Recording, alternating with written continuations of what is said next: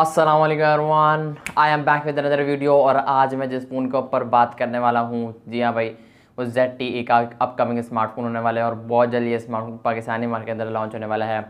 ZTE not coming slow भाई, recently 2 से 3 phone launch हुए हैं और नेक्स्ट मंथ के स्टार्ट या मिड में ये स्मार्टफोन लॉन्च होने जा रहा है। मैं बात कर रहा हूँ ZTE Nubia New 2 5G की। ये स्मार्टफोन बहुत जल्द पाकिस्तानी मार्केट के अंदर लॉन्च होने वाला है। कितनी प्राइस होगी, क्या एक्सपेक्टेड डेट है और मेन बात क्या स्पेसिफिकेशन लेकर आता है और क्या हमें इस फ़ोन को बाय किस यूज़ के लिए करना चाहिए। वीडियो को लास्ट तक ज़रूर वॉच करना। आई होप कि मैं आपको काफ़ी सारे डाउट्स क्लियर कर पाऊँगा, तो देखना, खैर मजाक करो। हम बढ़ते हैं डायरेक्ट वीडियो की तरफ। लेकिन लाइक कर देना, चैनल पहली बार हो तो सब्सक्राइब लाजमी करना, आप लोग सब्सक्राइब करते नहीं हो।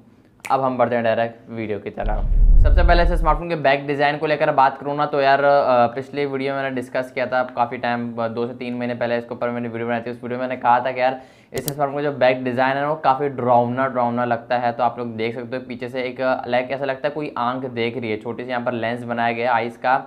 तो लाइक थोड़ी बहुत इंग्लिश बोल रहा हूँ, तो लाइक काफ़ी प्रीमियम एकदम नेक्स्ट लेवल का डिज़ाइन आपको देखने को मिलता है। अगर आप विदाउट केस स्मार्टफोन को यूज़ करोगे, किसी को डराने के लिए अगर आप यूज़ करना चाहो अंधेरे में, तो डेफिनेटली कर सकते हो। वैसे अगर ये भी हो सकता था कि अंधेरे में इसकी लाइटें जलती ताकि थोड़ा और डरावना लगता है। खैर मजाक कर रहा हूँ। बाकी डिज़ाइन वाली साइड की बात करूँ भाई, बेहतरीन स्मार्टफोन को डिज़ाइन किया गया ZTE की तरफ से।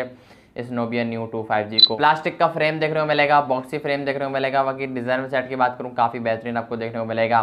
फ्रंट डिस्प्ले की बात करें, यहाँ पर 6.72 इंचेस का एक IPS LCD पैनल लिया जाएगा। फुल HD प्लस की रेजोल्यूशन होगी। 120 हर्ट्ज का रिफ्रेश रेट आपको इस फोन के अंदर देखने को मिलेगा। इस स्मार्टफोन के डिस्प्ले वाले साइड की बात करूँ, नो डाउट यार काफ़ी एकदम अच्छा डिस्प्ले होने वाला है। IPS की जगह एमोलेड दे देते ना तो और अच्छी बात होती है, बिकॉज एक तो एमोलेड और 120 हर्ट्ज रिफ्रेश रेट तो बेहतरीन कंपैरिजन होता है। अदरवाइज खैर हो गई, कोई बात नहीं, हम लोग गुजारा कर लेंगे, गुजारे वाले बंदे। खैर मजाक करूँ। बाकी डिज़ाइन वाली साइड की बात करूँ, डिस्प्ले वाली साइड की बात करूँ, प्राइस के हिसाब से बेस्ट चीज़ दी गई है। मेन चीज़ प्रोसेसर होता है, आगे चल के डिस्कस करते हैं। काफ़ी तगड़ा प्रोसेसर स्मार्टफोन के अंदर लगाया गया है। बाकी स्मार्टफोन डुअल सिम के साथ आएगा। मेमोरी कार्ड डालने का सपोर्ट देखने को मिलेगा या फिर नहीं, ये अनस्पेसिफाइड है, इसके बारे में कुछ कंफर्मेशन स्टिल नहीं मिलती है। UFS 3.1 की स्टोरेज टैब आपको देखने को मिलेगी, जिसकी रीड और राइट स्पीड काफ़ी तगड़ी होने वाली है। 8GB रैम 256GB रोम वाला वेरिएंट, एक ही वेरिएंट पाकिस्तानी मार्केट के अंदर लॉन्च होगा। बाकी ये स्मार्टफोन एंड्रॉइड 13 के साथ आएगा। अब तो एंड्रॉइड 15 आने वाला है, तो मिनिमम इनको एंड्रॉइड 14 तो देना चाहिए था। बाकी क्या कर सकते हैं, ZTE की मर्जी है। बाकी MyOS इनका अपना UI देखने को मिलेगा, जो कि माई ऑपरेटिंग सिस्टम है।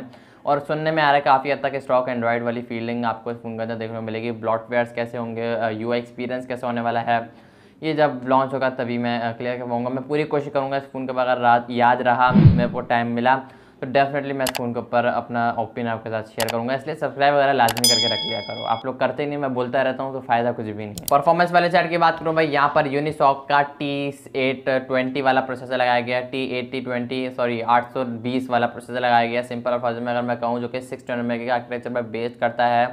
परफॉर्मेंस के लिहाज से काफ़ी ज़्यादा पावरफुल चिपसेट है। और ZTE का ये क्लेम है, ZTE का ये कहना है, वो ये क्लेम करता है कि ये स्मार्टफोन एक गेमिंग फ़ोन होने वाला है और साथ ही साथ PUBG के अंदर 60 FPS मिनिमम आप एक्सपेक्ट कर सकते हो। 90 FPS भी हो सकते हो। अगर 90 FPS हो गया तो भाई काफ़ी बेहतरीन टक्कर की सिचुएशन क्रिएट हो सकती है। बाकी आने पर देखेंगे, जैसे डेफिनेटली जारो हार्डवेयर बेस आपको इस फ़ोन के अंदर देखने को मिलेगा।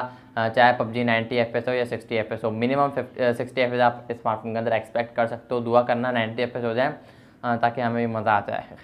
खैर मजाक कर रहा हूँ। बाकी डुअल कैमरास का सेटअप देखने को मिलेगा। बैक पर 50 मेगापिक्सल का मेन होगा, 2 मेगापिक्सल का डेप्थ सेंसर आपको देखने को मिलेगा। फ्रंट पे आपको 1080p 30 FPS तक शूट करने वाली एक 16 मेगापिक्सल की सेल्फी देखने को मिलेगी।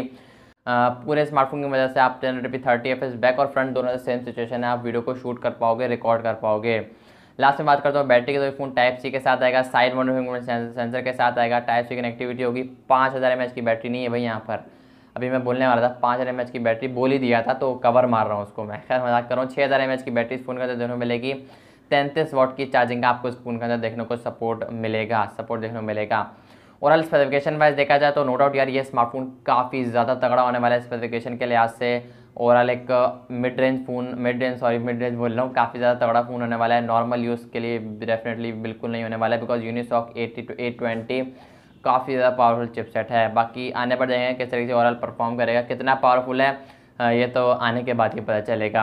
आई होप कि आपको आज की वीडियो पसंद, तो वीडियो को लाइक करके चैनल को लाजमी सब्सक्राइब करना। मैं बनूंगा आप लोग नेक्स्ट वीडियो के साथ, फोन के रिव्यू के साथ, किसी और अपकमिंग फ़ोन के साथ। तब तक के लिए अल्लाह हाफिज़।